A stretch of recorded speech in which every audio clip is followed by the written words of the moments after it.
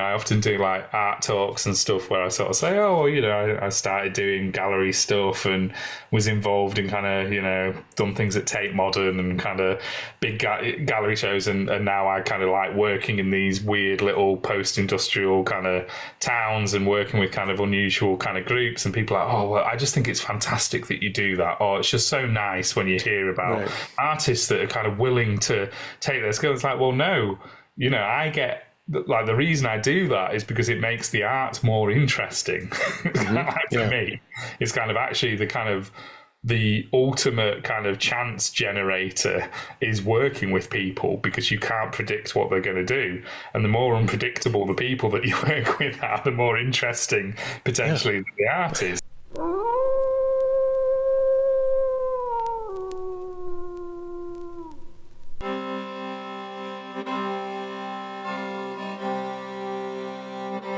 Andy Abbott, thanks for joining me on the podcast. It's nice to meet you. Yeah, good to meet you too, Brian. Maybe you could just start by letting people know where in the world you are. So right now I'm in Halifax, not Halifax, North America, Halifax in the UK. So yeah, north of England. It's been really terrible weather here the last few days, stereotypically, but I've lived here for about sort of 3 years, and lived in the north of England most of my life, really. But my kind of, I don't know, family are from both Derbyshire and, well, my mum's from America as well. So I'm sort of not a native of these parts by blood, but an adopted Yorkshireman. Yeah. Well, we're here. I saw an article in The Quietus about you and this album, Music for Psychiatric Wards and Fluid Structures. And I checked it out on Spotify. I actually played it while I was doing my yoga practice this morning. Oh, nice. Does it work well for that? Yeah, it actually does work really well as an accompaniment for a yoga practice. So I think it's a really intriguing story about how this album came about, and the album itself is I find really interesting. So I wondered, like, maybe if you could just talk about how it came about. Yeah, I mean, it's depends how far you want to go back, but essentially, I'm an artist. That's my day job, as a sort of working in socially engaged practice, so doing a lot of kind of projects with communities or place-based projects or public art projects. And one of the organisations that I work with that are called Everybody Arts, that are based here in Halifax, we're a delivery partner for an NHS pilot scheme that aim to put creative practitioners, artists and other people who create practices into psychiatric wards in a fairly sort of open-ended way. So a bit like a sort of artist in residence scheme, maybe going in once a week for a number of hours, and delivering something that might be, well, a bit like workshops, but kind of in a more open-ended way than perhaps happens in those settings anyway. And the sort of main measure of success of the scheme was the reduction of violent incidents in those spaces. I was one of the creative practitioners that was invited to kind of be part of this pilot scheme. Normally my practice is kind of not really based around music. Like, I'm a musician, I play a lot of music, and I've played in bands and been part of the DIY music scene, but always seen that as fairly separate from my, my art practice.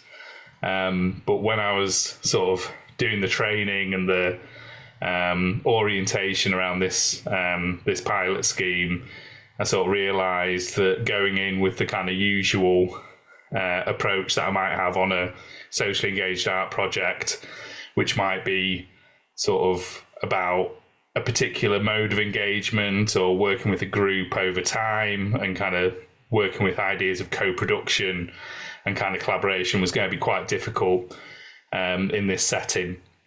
So almost as a way of just sort of introducing myself, I took some musical instruments in. just to see how that would kind of help connect with people and who would come forwards and what the kind of engagement around that would be. And it went down very well. And so, yeah, I sort of carried on playing music for about 6 months.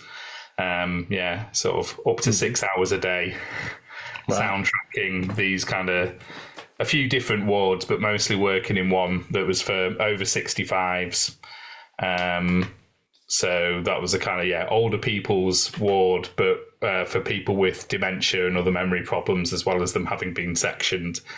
So quite kind of complex needs and behaviour. But yeah, that was how it started. As I say, I was kind of thinking that the music would just be a kind of way of introducing myself, but actually it seemed like a really effective way of connecting with people. I suppose this idea that the whole scheme is evaluated on the reduction of violent incidents, it worked in that way as well. Can you talk a little bit about the setup? Like, what were you walking into in these situations? Was it like a formal group, or was it participation by, was it mandated, or, talk about that kind of thing? Yeah, I mean, that was what was interesting about it to me, because I think normally a lot of the creative activity that happens in those settings, whether it's in hospitals or schools or other sorts of spaces where art is kind of meant to achieve a certain kind of goal, are fairly set. As you say, it's kind of, okay, this guy's going to come in, or this person's coming in to do a workshop with you, and it will last 1 hour, and we need 12 people, and it's kind of very structured, and there's kind of some very clear sort of outcomes. Whereas what was interesting about this as a pilot scheme was to say, well, actually, maybe we can just have artists go in and be in the space, getting on with what they might get on with normally, have some kind of expectation that there might be within the 3-hour session moments of interaction and collaboration, but that's not how it's going to be set up. So I can't sort of, for ethical reasons, go into loads of detail in terms of what the actual sort of setup in the wards is. But for this one that I was working with the over 65s, that's a space where there might be up to, sort of 20 odd residents that are in there. It's an assessment centre, so it's people, as I say, that are suffering from dementia and other memory problems, as well as having been sectioned, and they're in there to be assessed to sort of see what they can go on and do either back in the community or what other sorts of care they might need. And so I was going in there really just kind of soundtracking what was going off, almost like busking in the ward was the way that I kind of thought about it. So I wasn't saying, okay, we need 12 of you that are interested in music to come and interact with me for an hour. I just set up in what I saw as the kind of common spaces, or the spaces where people were passing through. The architecture is quite interesting in those places. It's almost kind of circular. There's a kind of, a pathway that people just walk around all day. So I kind of found places where people were passing by quite often, would set up a few instruments, play for a while, started leaving the instruments around kind of on either on the tables or the sort of chairs. And if people wanted to come and join in, they could. If they wanted to sit down and listen, they could. If they wanted to kind of, lead the session and start dancing and kind of getting the staff involved, that would sometimes happen as well. But yeah, the whole approach was very open-ended, and just sort of saying, well, if we, are able to go in and just bring a bit of different, I guess, a slightly different dynamic into those spaces for the day, then, what's the kind of effect of that? Mm-hmm. So any participation, engagement was all voluntary, just kind of leaving it up to their curiosity about what you're doing, and Yeah, I mean, that was my, my approach on it. I mean, I do a lot of work, as I say, as an artist in those sorts of settings anyway, whether it's working with young people or in, areas of multiple deprivation in kind of post-industrial cities in the north of England.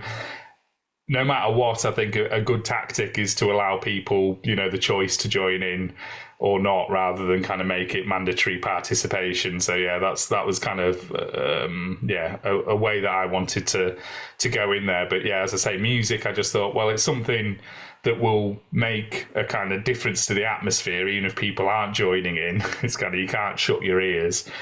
So kind of going in and sort of soundtracking the ward will have an effect, whether one person joins in or no one joins in, or the entire, kind of group of service users and staff are all joining in. It's kind of, it will do something, no matter what kind of level of participation there is. So yeah, it was as I say, it was kind of like a soft invitation to join in.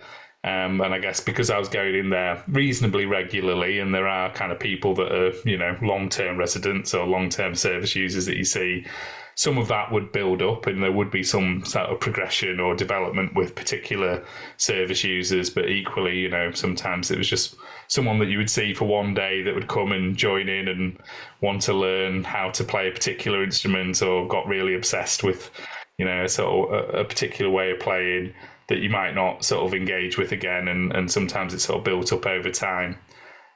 But yeah, the main outcome really from it was there was this ambient music board that we kind of designed from those experiences. Mm-hmm. Yeah, describe the ambient music board. So I will send you a YouTube video so you can sort of hopefully share a picture of it.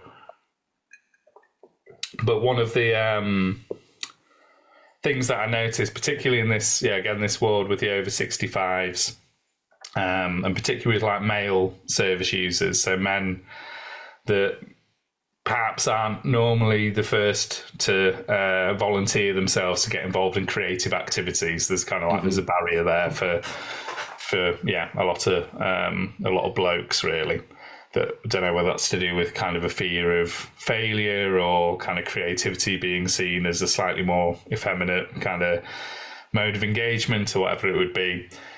So I think if I'd gone in there sort of saying, I'm running a music session, who wants to join in?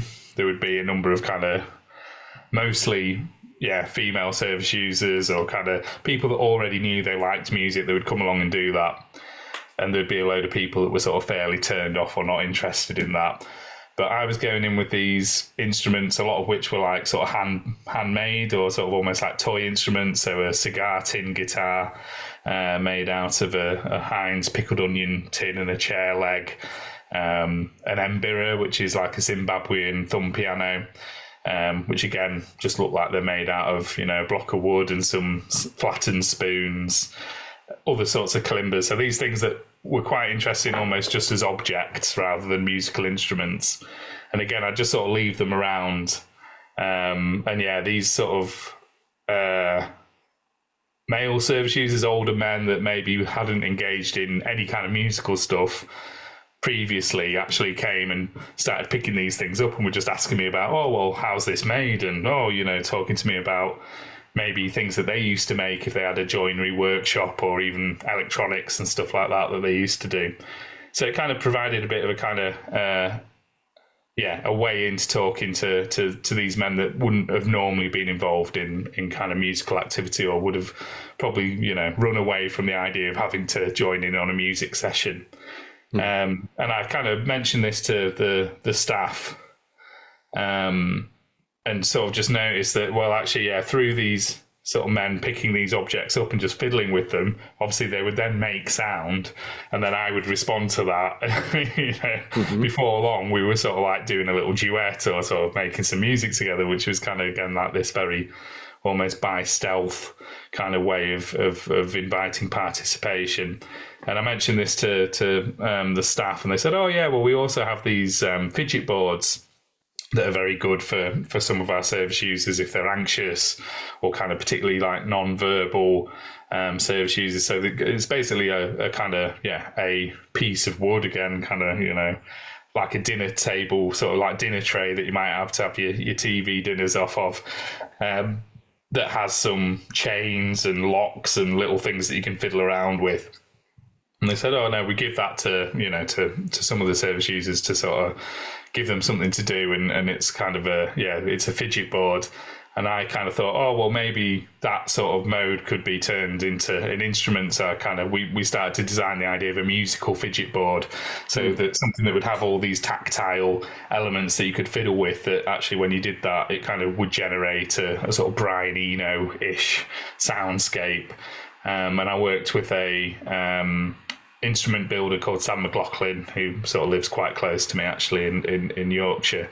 And he builds kind of lots of interesting handmade instruments, and sort of took the ideas from the staff and the service users in this ward to Sam, and together we made this ambient music board.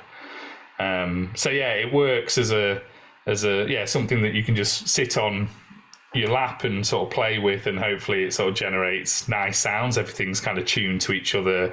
There's a little elastic band on there that makes sort of sounds a bit like a double bass. There's kind of these little chimes from a grandfather clock that sound really ethereal and beautiful. There's these little sort of strings that sound like a harp, a little kalimba on there, and other things that you can play with. But the idea is that it's a sort of way of getting people that wouldn't normally play music or wouldn't consider themselves someone who plays music to sort of create something that they can listen to, and it's worked very, very nicely, both in the wards and then as something that I've started sort of making music with myself outside of that. I was playing in London last night, so it generates a lot of conversation and becomes quite a good sort of talking point about that type of music and that sort of context for making music as well. Mm-hmm. Yeah, I love that, the musical fidget board. Like, if you're gonna get people just to occupy themselves with something, why not also make it like artful or beautiful? It's lovely. Hey, I want to take a moment to speak with you about this channel. Currently, only 11% of viewers are subscribed to the channel. I think those numbers are terrible. So if you're enjoying this content and you want to help out the channel, please take a moment right now to like this video and subscribe. And if you really want to help out the channel, you can become a member of the Howl in the Wilderness Patreon, which will give you access to early release of full ad-free episodes, plus access to the archive of the first 100 episodes of this podcast. It would really help me out and allow me to keep creating content like the interview that you're watching right now. Okay, thanks so much. Now, back to the interview. Were you surprised by anyone who came and started to engage? Were there any moments where you're like, well, I didn't expect that? Yeah, I mean, the entire scenario in those places is quite hard to predict. I don't know if you're familiar with the environments, but they're kind of like the in lots of ways very intense environments, but also fairly unpredictable, and kind of as people that work in those places, I think adaptability and responsiveness is the key sort of capacities that you need to be able to sort of work there. So going back to this idea of going in and running a session with a certain number of people with kind of like fixed outcomes in the end, it's much better to go in there with an idea of a sort of box of kind of tricks that you can pull out and see who's coming to you and how it's working.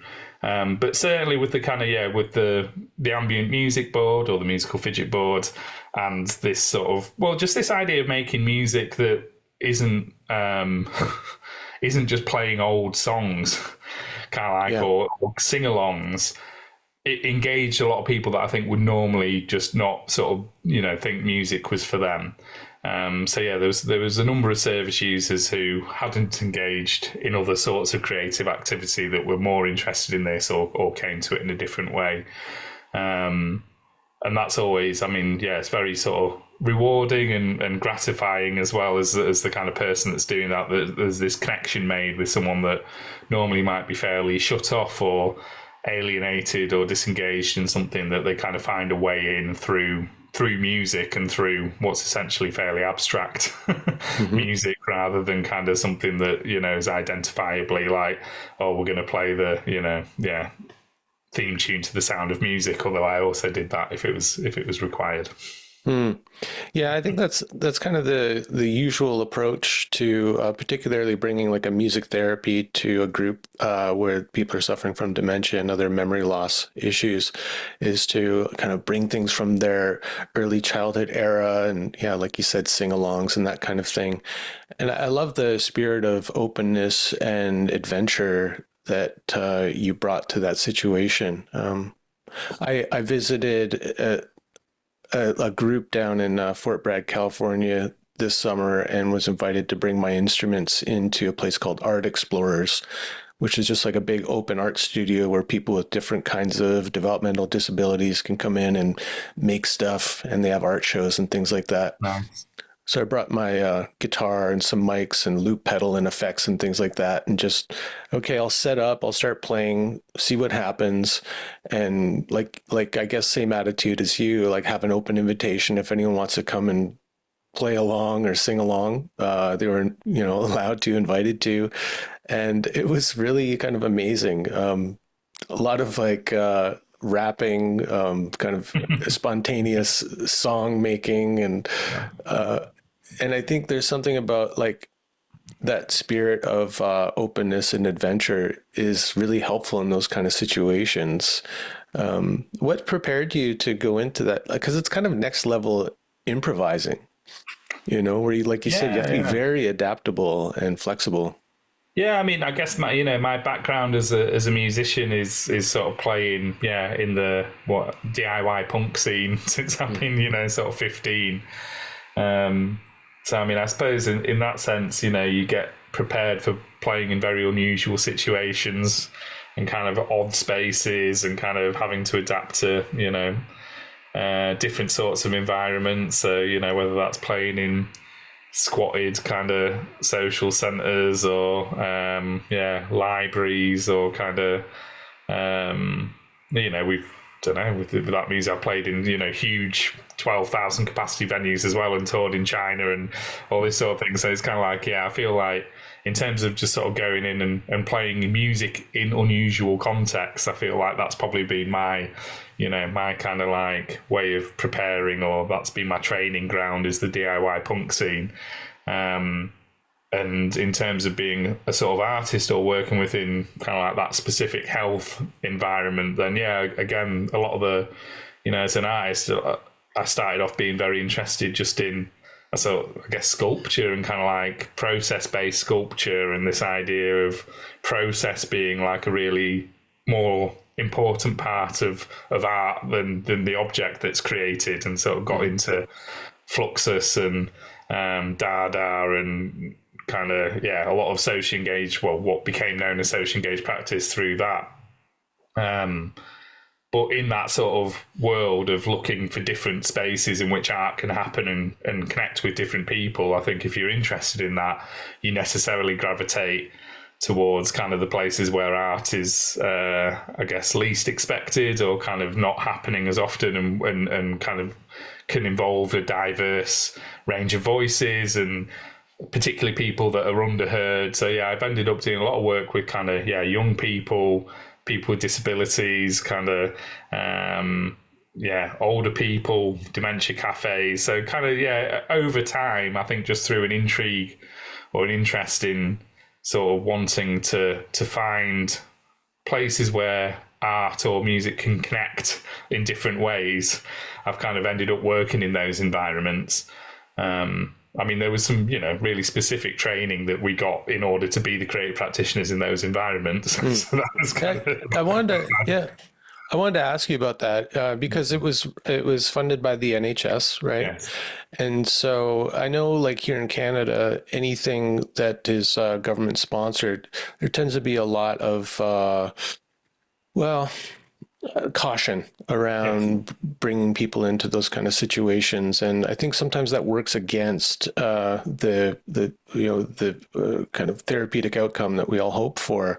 It's quite adventurous for an NHS funded project. But what kind of preparation did they have you do for them to feel more safe, I guess, bringing you into those spaces? I think you've hit the nail on the head, really, that I would say it was a very bold and adventurous kind of move from the NHS to try this out, and it was a pilot scheme. There's, mandatory training that you do as any kind of person that would go in and be volunteering or doing anything in those spaces around kind of, health and safety and data protection and that sort of thing. But for them, that was kind of enough. I think the other partner that delivered the project, there was Everybody Arts, that are a kind of art organisation that, work with artists working, again, mostly in sort of, either school or educational projects or kind of different types of environments. The other partner was Creative Minds, and they do a lot more work in terms of putting practitioners or artists into those spaces.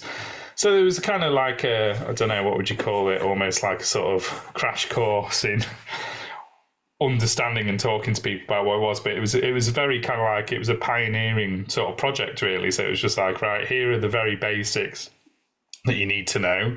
Obviously those sort of spaces have occupational therapists and other sorts of provision kind of that might use creative activities that we could sort of draw upon, but they were very much just kind of, okay, we just want to see what happens when we put artists and different types of practitioners in those spaces, and we'll kind of measure it, as I say, against the kind of reduction or impact on violent incidents in the place, which is, done in a very sort of scientific kind of quantitative way. But of course, there's all this qualitative impact that activity has as well, which is fed into it.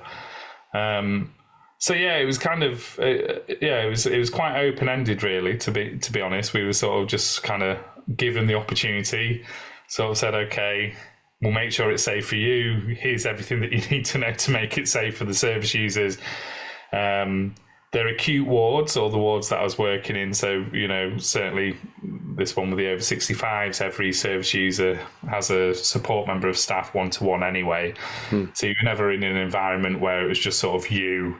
And a kind of, you always had someone with you to sort of call upon if there was any assistance needed.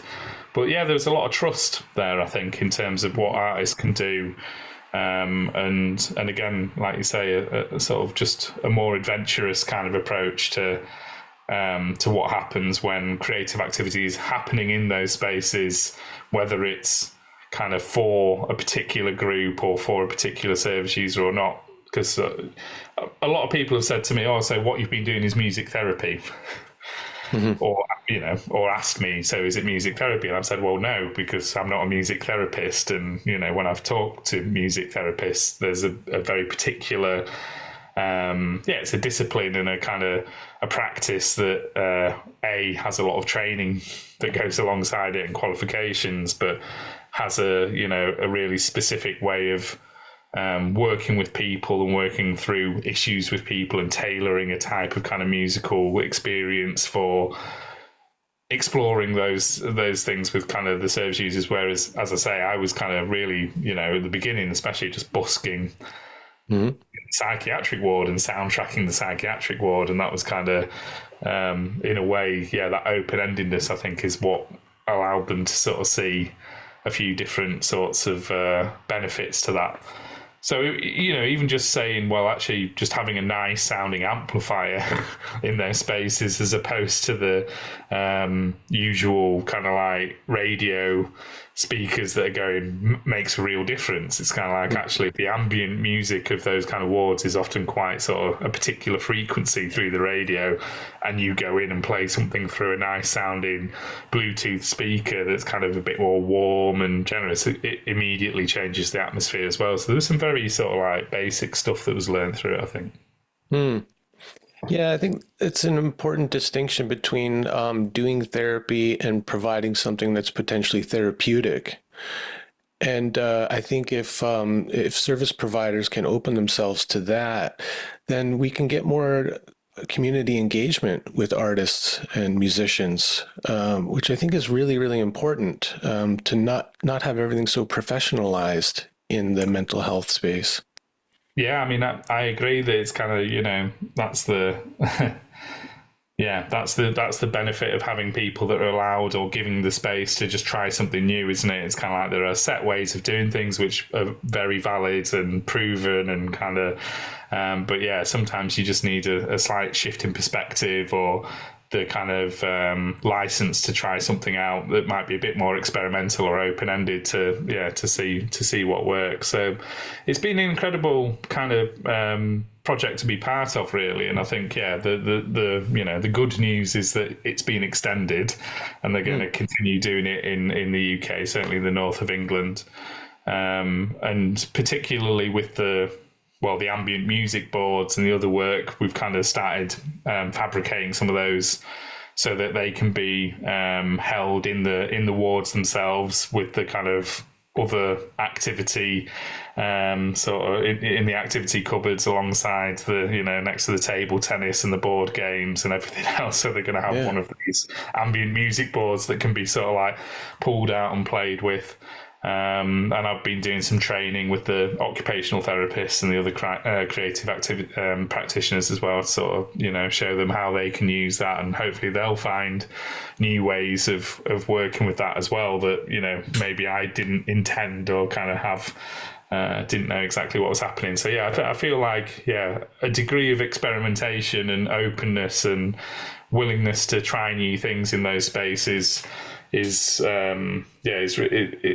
it can have great effects, but as you say, it's also they're also very risky environments, so you can understand why it doesn't happen all of the time, especially as it becomes more and more financialized and kind of professionalized, that sphere. So yeah, it kind of reminds me, like, it seems like in the spirit of what Artie Lang was trying to do back in the 1960s and stuff like that, the experimentation. And there is, like, for me, like, as I'm a counselor myself and have worked, in the psychedelic world, and so kind of like wild spaces, I guess as I kind of grow and learn more, I feel like I'm more and more kind of overtly or directly influenced by the spirit of like Dada and surrealism when working with mental health.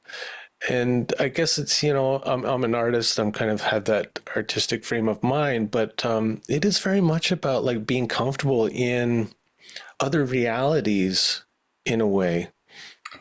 And also kind of like an openness to chance.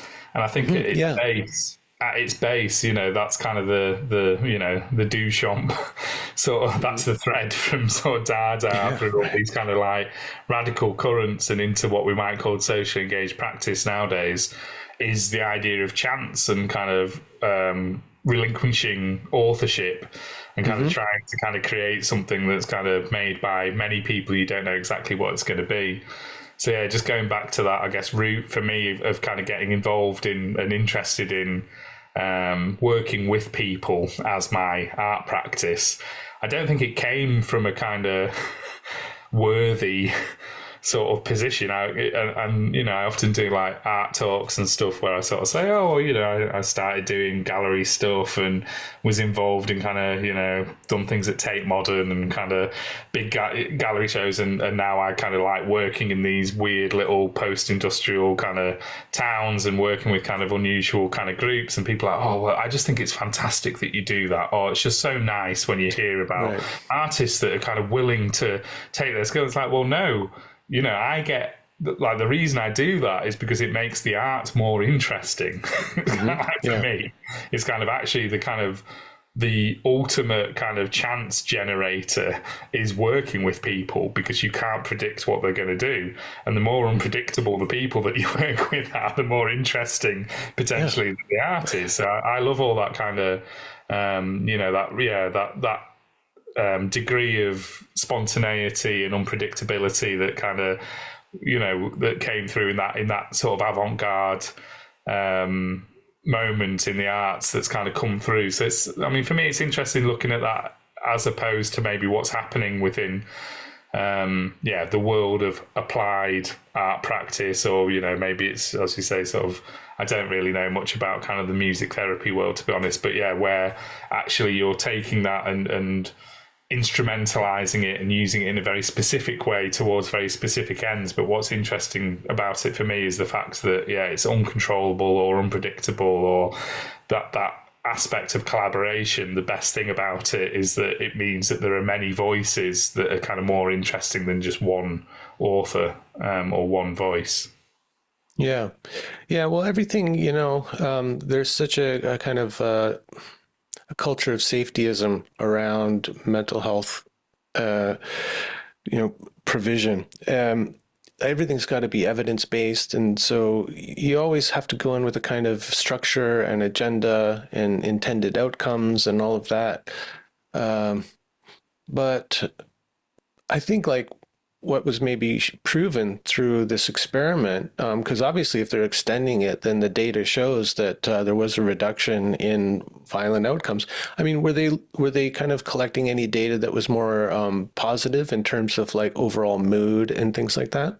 Yeah, I mean, I suppose, yeah, it's the headline was the reduction in violent incidents. That was the kind of, if we can show that, then that's the reason why we can justify running a program like this. But of course, yeah, and then in order to sort of talk about, well, how can you say, yeah, there was a reduction in violent incidents just by looking at what a month when there wasn't creative practitioners were, and overlaying that with kind of a month where a creative practitioner is, so very, quantitative, scientific kind of way of doing things.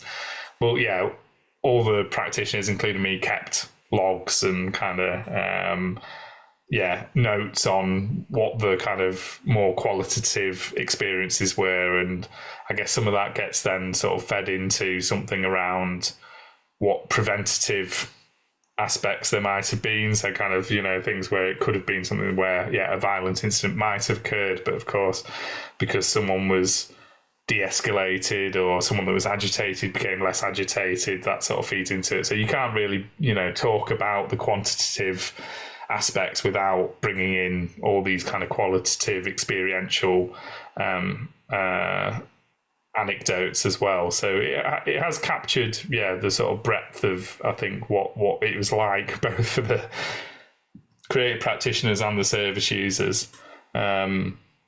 But as I say, yeah, the kind of one of the interesting things about it for me was this sort of, I suppose, another thing that it highlighted was just how hard it is to engage men and male service users in those spaces, as opposed to sort of women as well. So I've been doing a lot more, like I've been going in and doing some focus groups around that, and that's allowed me to kind of talk more generally with people about kind of the role of not just music, but any kind of creative activity that might happen in the ward and things that might happen out in the community, and how we put those two things together. So it's become a very sort of broad discussion, even if the measurement was kind of like super specific. It opens up into, yeah, as you say, the more kind of general discussion about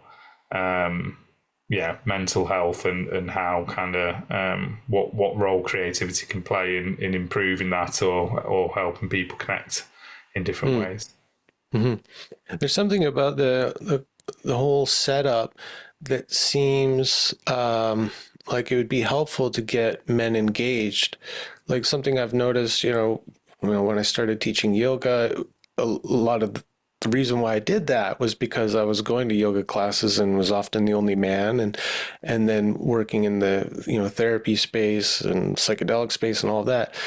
Generally, it's like women who are wanting to engage and participate in things, and men, especially I think like working class men, have a bit of a barrier or a resistance to that for whatever reason. And so finding a way in, it seems like the openness helped facilitate that. Yeah, I mean, without sort of wanting to, a lot of this research, or for me especially, is ongoing. So, we're kind of like, we're still working a lot of this out. But yeah, anecdotally going in and talking to kind of the staff as well as the service users in those spaces, it's like, yeah, there's, as you say, there's an interesting tension. Let's talk about, men in particular, between needing or wanting a kind of tangible outcome for something. There needs to be purpose. There needs to be a kind of, you know, something that's quite clearly, well, this is why I'm doing it. If I don't know why I'm doing it, then, you know, I'll feel weird about it. With, as you say, almost like a sort of openness in terms of the structure, or kind of particularly in mental health settings where, yeah, you can't sort of assume that kind of one person is going to be able to sort of do something for 2 hours every Tuesday morning or something. You know, it's kind of, it's not that sort of environment.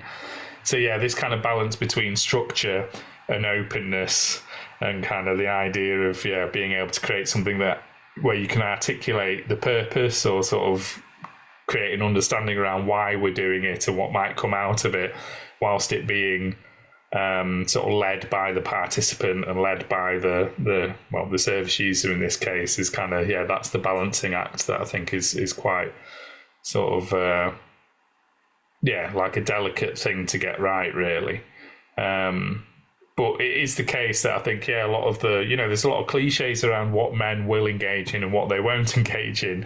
And then in those scenarios, whether it's school or a hospital or kind of wherever you might be, those things can get sort of reinforced, or they can be challenged. And yeah, I think if the idea is that, oh well, men will only engage in something that's competitive or has a sort of an game-based outcome, or is active, then, you know, that kind of continues to happen. Whereas actually, yeah, sometimes just going in and, yeah, playing ambient music and kind of getting people to I mean, it's not just me that's been working there. Yeah, there's been a lot of interesting stuff around movement and dance workshops that I think have gone really well, and surprisingly worked really well with male service users, which you might not expect. But again, there's a kind of, you know, in that scenario, there's kind of a lot of need for just being physically active, and so anything that kind of can be seen as fitness and kind of like making you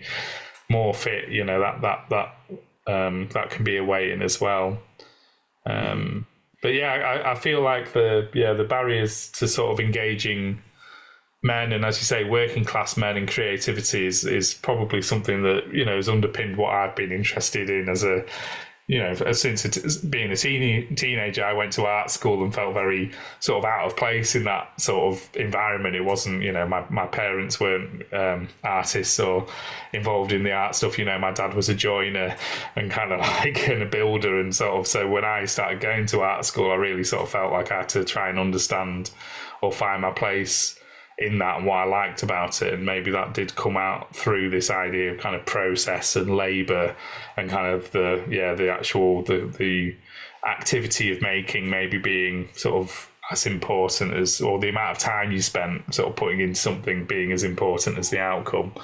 But yeah, it's a very sort of I mean, I suppose you can see those kind of spaces, whether it's psychiatric wards or hospitals or anything, as kind of microcosms of the kind of conversation or the societal stuff that's happening around mental health. So it's kind of, it is very enlightening, and yeah, I kind of just feel constantly, just very humbled to be able to go into those spaces and kind of engage in it in the way that I've done. It's like, you know, I like playing music in weird little gig spaces, but actually this has kind of like opened up my world into whole new things. And when I've been playing to music audiences, like I was doing last night in London, the conversations that then come out with the audience are like, you know, unlike anything that I've had before. It's kind of, there's a lot more willingness to have a sort of, you know, after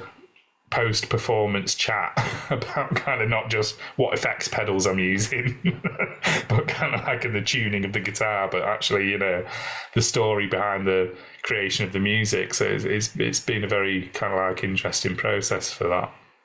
Right. Like, yeah, not talking about the effects pedals, but maybe talking more about the effect the music is having on the listener. And yeah.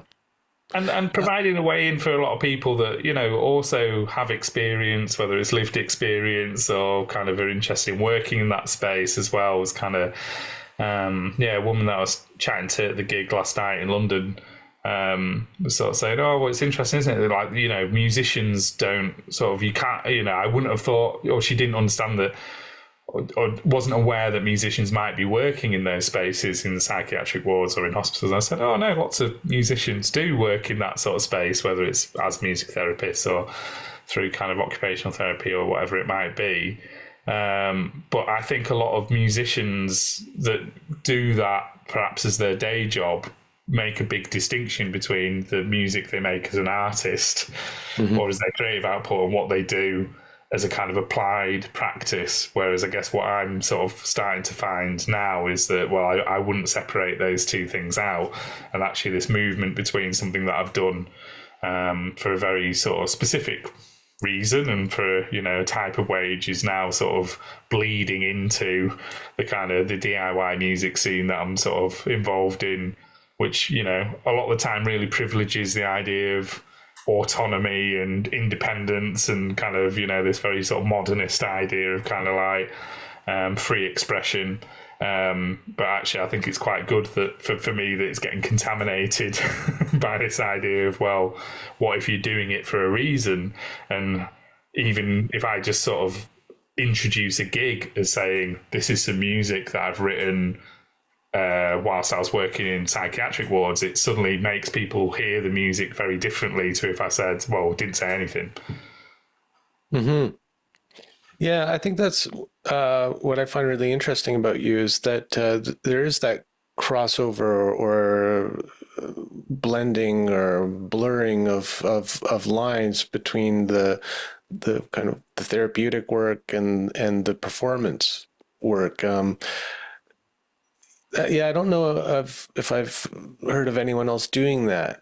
So you did the music in this psychiatric ward because I wanted to ask you about like why you decided to release it as an album. And so I guess like along the way you realized, well, this is my art and this is like the context in which it was created.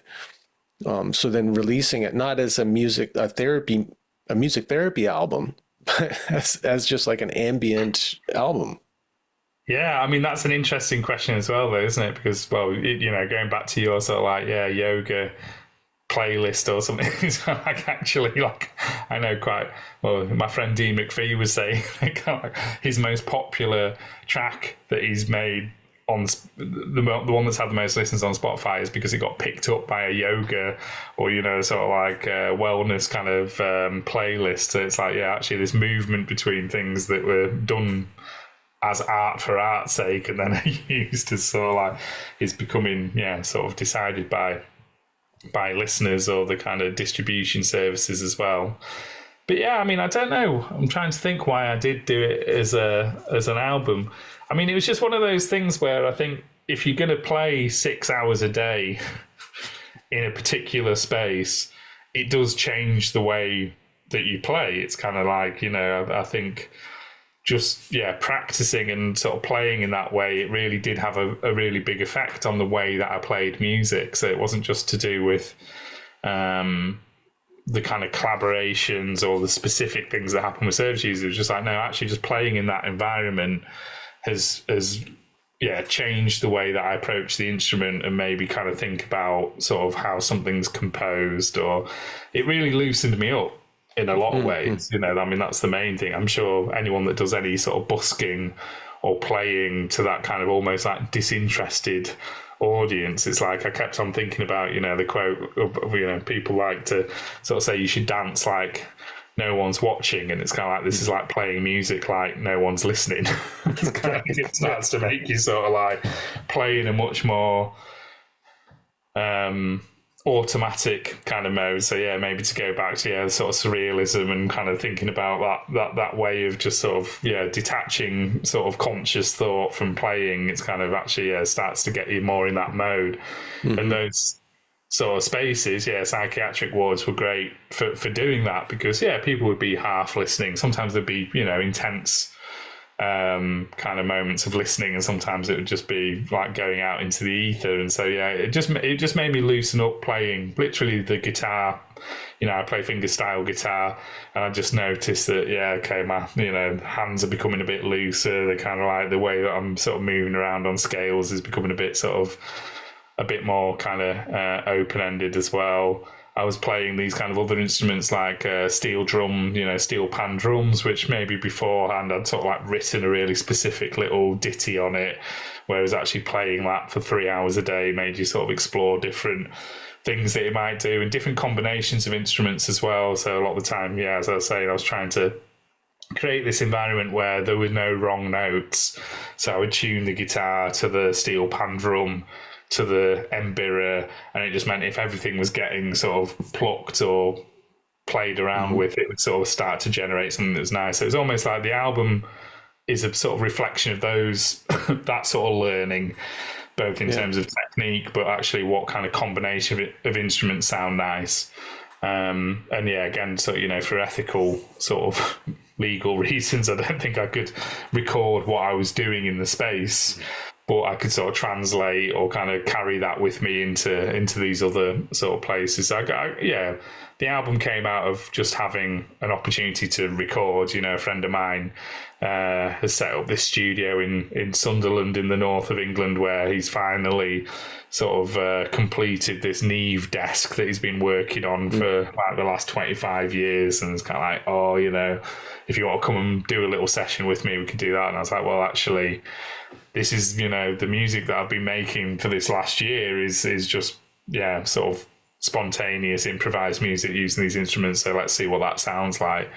But obviously, putting this kind of ambient music board, which is essentially a plank of wood with an elastic band on it and a kind of contact mic, into a Neve kind of like console that's, what Fleetwood Mac would have kind of used for recording Rumours, is like, it sounds nice enough to make me think it was worth releasing.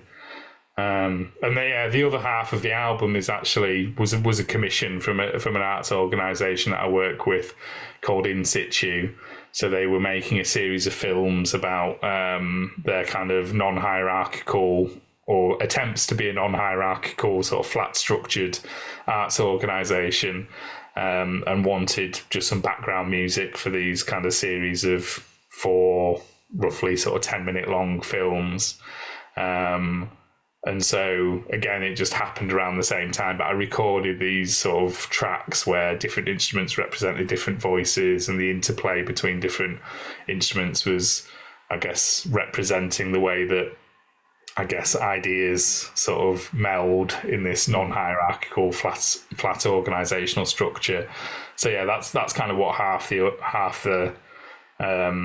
the album is. It's recordings that were done in situ in this art space in Briarfield, and the other done in a studio kind of with this very dry but really sort of detailed kind of sounding sound desk. I think that's really great how the experience helped to free you up as a musician. And it just shows how the therapy, if we want to call it that, it goes both ways. I think if it's done right, like it changes the practitioner as well, and the practitioner grows and learns. Sure. I mean, I guess, like, again, I'm sort of, therapy and that world isn't something that I'm maybe as sort of au fait or comfortable talking about as I am around maybe just like pedagogy and teaching and learning. So, I've had a long sort of standing interest in, radical pedagogy and different approaches to learning. And of course, within that, you've got your kind of idea of the ignorant schoolmaster, which is a sort of Rancière kind of text, which is, the best kind of teacher that you can have is someone that goes in pretending, well, not pretending, maybe literally knowing nothing, and is asking questions. And it's a kind of, through the kind of dialogue and the sort of exchange of ideas. So, to be the ignorant school teacher in those kind of scenarios, I think is good, because, as you say, you get as much out of it as the instigator as you are the person who's, meant to be the recipient of it. It's this sort of like two-way thing. So I try and kind of take that with me into it, whether it's kind of teaching or kind of organizational practice as well. It's very important to like, as I'm sure and probably apply yourself, but just that idea that a lot of the time the kind of the least qualified or the least sort of like professionalized voice is probably where the most interesting questions are going to come from, and therefore worthy of the kind of greatest attention. So that's kind of, I guess I try as much as I can to sort of to carry that with me into the different areas that I work in. And yeah, I mean, to do with music especially, I did a workshop with this guy Alan Cortis. I don't know if you've come across him, who plays in a band called Reynolds, where the drummer has Down syndrome, and was it the singer? Either way, it's kind of a kind of avant-garde rock trio that's kind of disability forward. And Alan, or Anley, he's Argentinian, he came and did a kind of workshop for an arts organisation that work with profound learning disabilities in Leeds called Pyramid of Arts. And I was part of that workshop. I just went along because I knew his music, and kind of I knew the director of the arts organisation, and they just said, "Oh, Andy, do you fancy kind of come along and being part of this?" And yeah, it was like a 3-day sort of workshop, and actually the way Alan sort of set it up, which I think is based on this sort of idea of or sort of areas of theatre of the oppressed, so sort of Augusto Boal, and then there was pedagogy of the oppressed, which was kind of a translation of that into learning from sort of Paulo Freire. So some of these things that I kind of think from sort of Latin America, all like that liberation psychology and all that stuff, right? Yeah. So these things are like quite radical sort of I guess theoretical sort of approaches, but are applied through cultural practice. Anyway, so Alan came and sort of ran this workshop, and really just, immediately the kind of like from the get-go. So it was a group of like 12 people, most of whom had, like profound learning disabilities, had never really played music together, and said, okay, on Friday, we're playing a gig at Wharf Chambers in Leeds, which is like a, the kind of DIY music space is like an actual venue.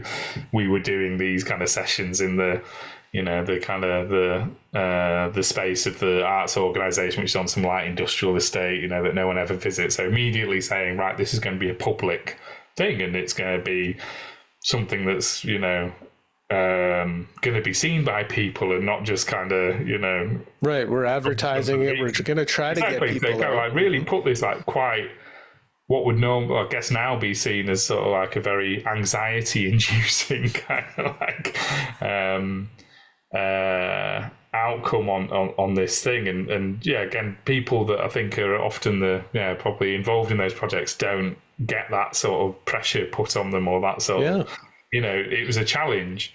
And the way that Alan ran the sessions was very much just, okay, what are the sounds that the people that are part of this group want to make, that will make, with a tiny little bit of prompting, with some sort of games, with some chance operations, with some very loose structural stuff, and kind of like, within half a day, kind of like, but end of the first day, okay, well, there's 40 minutes of music here, and that's going to be our set, and that's the band, and he was really getting a lot of these sort of participants to do things that I think their support workers wouldn't have expected them to do, non-verbal kind of participants that were singing and kind of like being, and people that had sort of, language difficulties, that were sort of reading text or writing text. So it was really a lot of the time kind of creating this space of almost like transgression or discomfort for what you expect people to be able to do. And, I suppose I was there as the person that was kind of, the qualified musician, the person that was kind of helping out. But I was learning so much from that process that, you can't start to sort of make a distinction, can you, between, where the sort of teaching and the learning and the, the benefits and the kind of, I guess what you're offering people sort of end. It's kind of that's the ideal environment where it's just something new is happening and everyone gets something out of it. So I really feel like those kind of spaces where things are new and novel, and there's a kind of moment of rupture in the everyday fabric, that's where that that stuff can happen. And you know, I try, I guess, probably as an artist and musician to seek those places out and try and find them and work in those spaces rather than in the kind of more, I guess, kind of structured or well-trod kind of paths. Yeah, or like kind of commercial art spaces. It sounds so exciting. Just as you said, like I came in as the qualified musician, air quotes around that. You mentioned the ignorant school teacher. I thought, well, maybe you came in as the unqualified musician, or that's the kind of attitude you'd bring to something like that. You mentioned that, like, that kind of pressure that having a deadline, having the gig set up, put on the participants. And that's something I found in, I did a brief stint as a community support worker. And I found it like very bureaucratic. There were so many kind of protocols about what you could do, what was expected.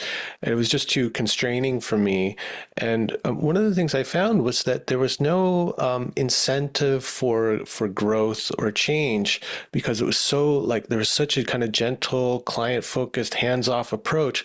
And I thought that it actually didn't do a great service to the people getting the service.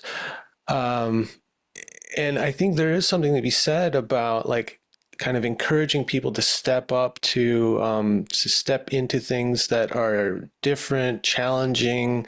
I think that that's good for the spirit of the person. And so it's nice to hear that he had the kind of courage and the kind of the balls to do that.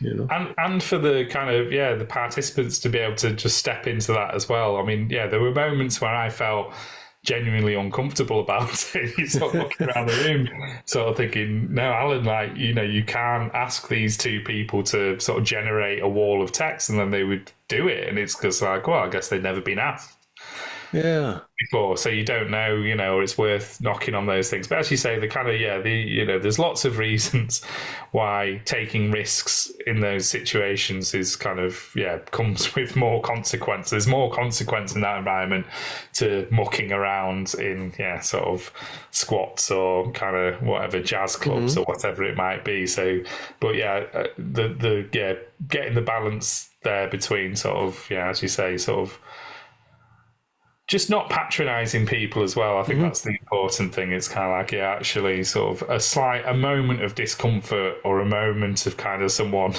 having to kind of renegotiate themselves, whether that's with you and the other person, that moment of kind of, of negotiation between two people can be empowering for both.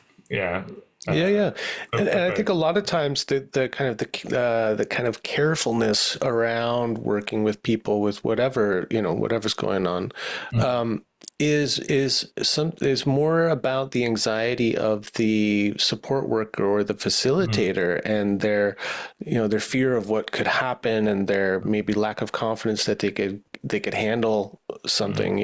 So I think it takes like a very skilled and confident facilitator to open up to the unknown and the potential chaos and maybe even potential conflict or whatever is, you don't know what's going to happen.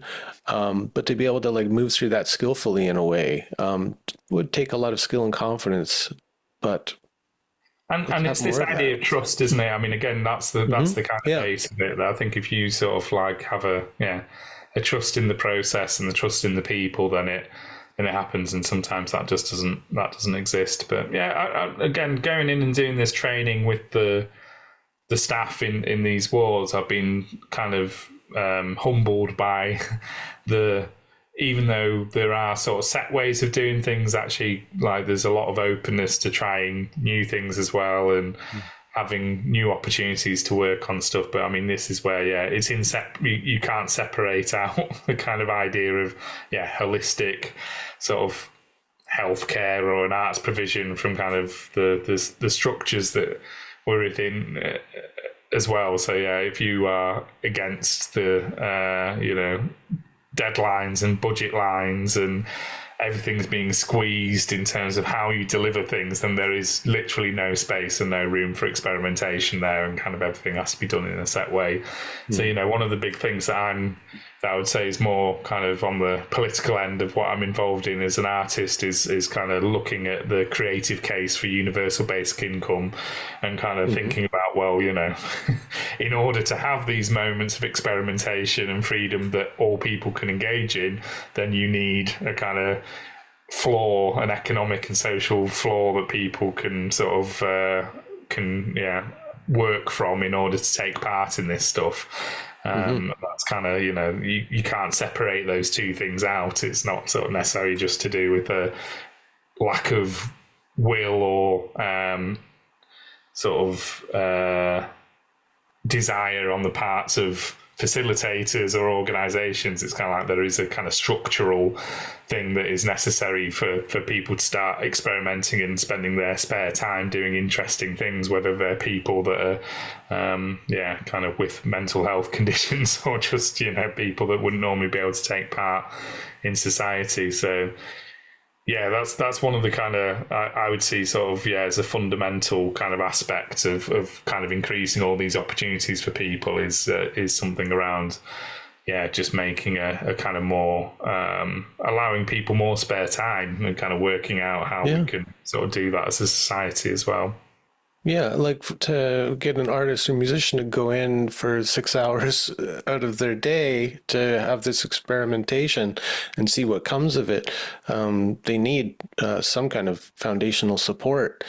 Yeah, sure. I mean, we were getting paid to do that, but of course, if you had something like, I don't know if you were, did they try it in Canada? I think they kind of like they were looking at the Ontario sort of like universal basic income pilot, but they're running one in Ireland at the moment, which is kind of like it's a basic income pilot for artists, so basic income for the arts. So, a number of artists have been given €2,000 a month for 2 years just to see, well, what effect will it have on their practice? What effect will it have on the creative industries in that area? But a lot of the kind of conversations that I have with kind of, the older generation of artists or musicians, whoever it might be, and who are probably involved in the kind of birth of what we know as community arts, or kind of practitioners that were doing things in non-art spaces, and that kind of avant-garde moment were very well supported by the welfare state, or like a way in which they kind of were not just were able to choose whether to work or not, or choose kind of like how to spend their time in a much more open-ended way than young people can nowadays. So I think that's kind of that's another part of the conversation, really. And when we're looking at, I suppose, opening up things like this pilot for other people to get involved in it, I do keep on thinking, of course, well, you've got to also provide like a sort of economic floor for young people to be able to, sort of explore their creativity and do things that they, that aren't just following a kind of, like you say, a kind of commercially driven sort of art industry way of doing things, that there are lots of other paths and spaces that they can try creativity out in, but the experimentation needs to sort of be supported somehow.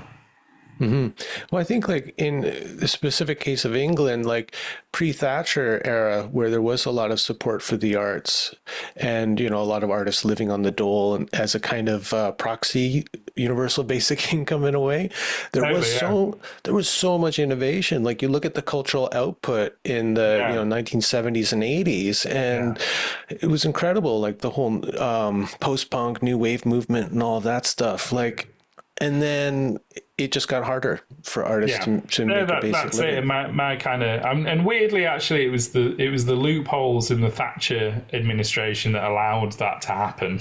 So kind of like a lot of the kind of the spaces and the kind of initiatives that still kind of like exist today or get referred to were part of this enterprise allowance scheme that the Thatcher administration brought in. And it was a way of massaging kind of unemployment stats.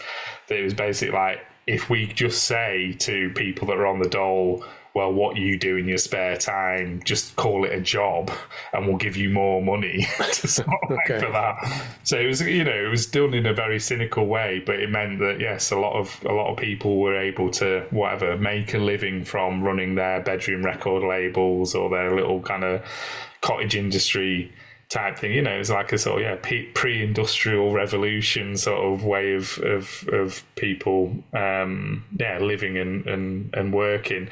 And by the time, when I was like 17, 18, that was the kind of Blair government, and this whole idea of like New Deal had come in. And if you did want to be on the dole, you really had to be proving that you were looking for work constantly. And me and my friends, it was easier to get a job. It was easier to take a sort of, job in a warehouse or a call center and just do it for a few weeks and then kind of like spend your time on your music afterwards. But I think that sort of lesson from the, as you say, the welfare state and the dole, and kind of the amount of creativity that came out of that and experimentation that came out of that period, and movement between art for not just the elite and art in the kind of like spaces where you'd expect it, but onto the streets, into the community centres, into kind of the cracks of these kind of like fractured post-industrial places, was kind of like, that's a really important thing for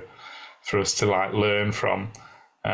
Because a lot of the kind of conversations that I'm involved in at the moment, tend to be about, well, how do we create pathways for young people or people that aren't often given a chance to be part of into the creative industries. Mm-hmm. How do we kind of professionalize everything? And how do we sort of allow young people, that might not normally get paid for doing this work, a sort of way to get paid for it? And it's kind of like, well, actually that might not always be the answer. It's kind of actually, as you say, it's in the non-professional spaces that the experimentation might be happening. And we also need to think about how do we create more opportunities for people to be non-professional. Mm-hmm. Yeah, and to elevate the layperson or the artist, if you don't have a degree or a certificate in a particular therapeutic modality, you might not be valued in those spaces. And I think like where we've come to in the like mental health is on the rise. It's like one of my heroes, James Hillman, wrote a book, We've Had 100 Years of Therapy and the World's Getting Worse. And he wrote that in the 90s, and it's getting even worse now with even more therapy culture. Yeah. And I think like what it's going to require is more experimentation, more broadening of what is considered therapeutic and what is helpful. It's just where it's got to go. Oh, now we've got the recycling truck out front. I don't know if that's coming through. No, it doesn't come through for me, so unless my, Yeah. Yeah. So I'm very like inspired by what's going on there up in the north of England. It sounds like there's a lot of community work happening, a lot of radical experimentation, a lot of blending of, this is like how I like to see art involved in politics. Is in this way, not making like a canvas that makes a political statement, but art in action. It's so inspiring. It's doing it, and it's this kind of embedded way of working. But I think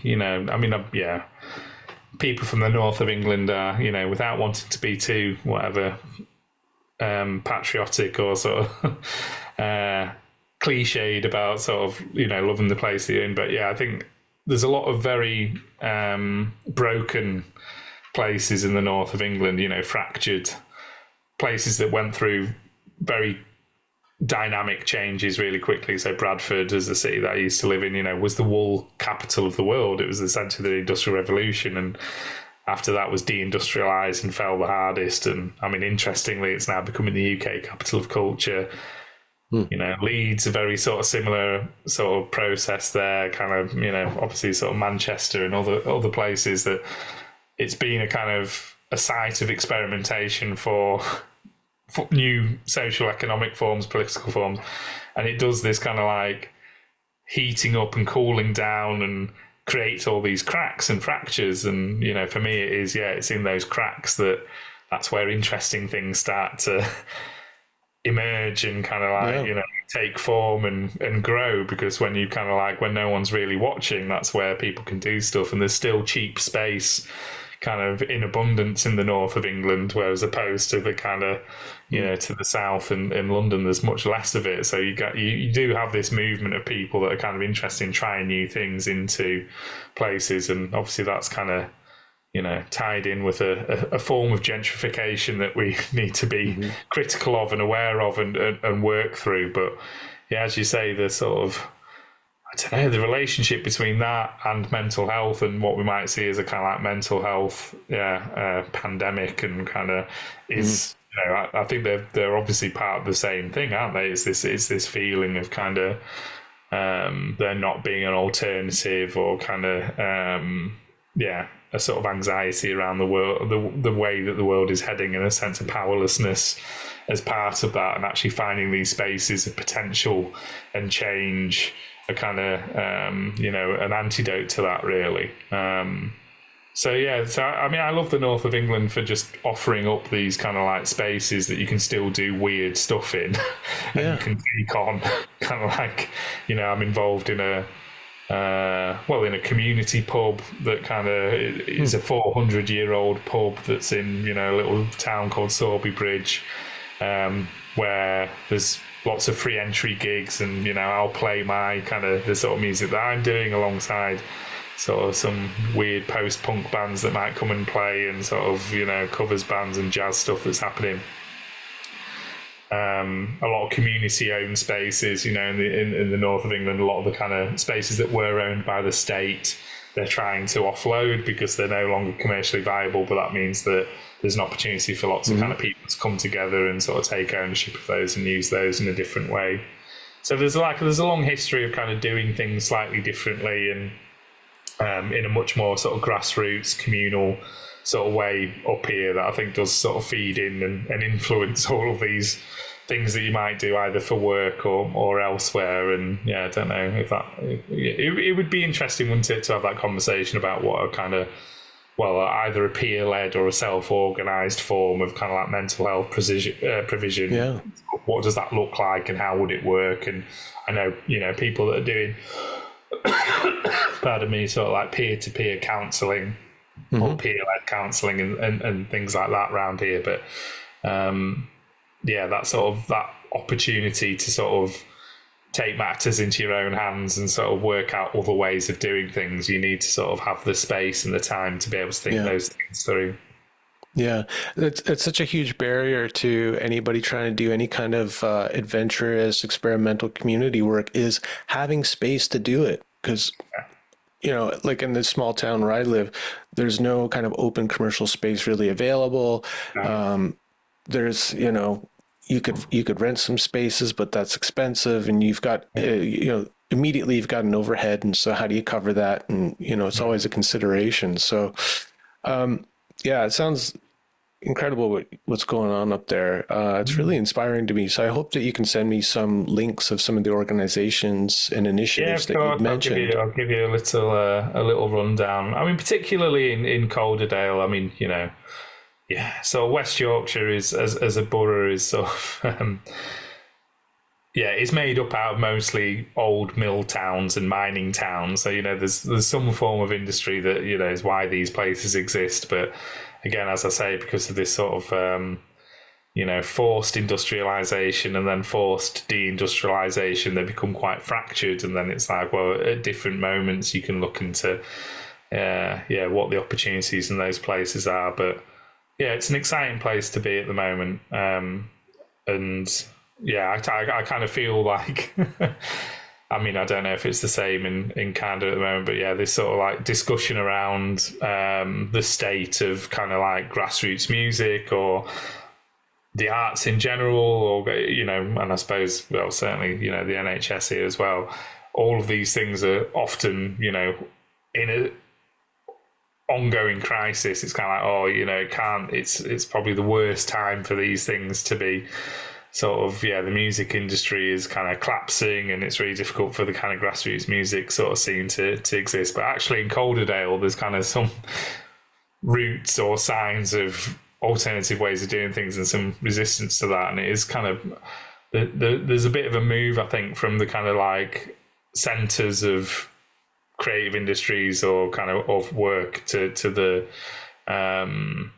into what I guess would have been seen as the provenances or the kind of like the margins now.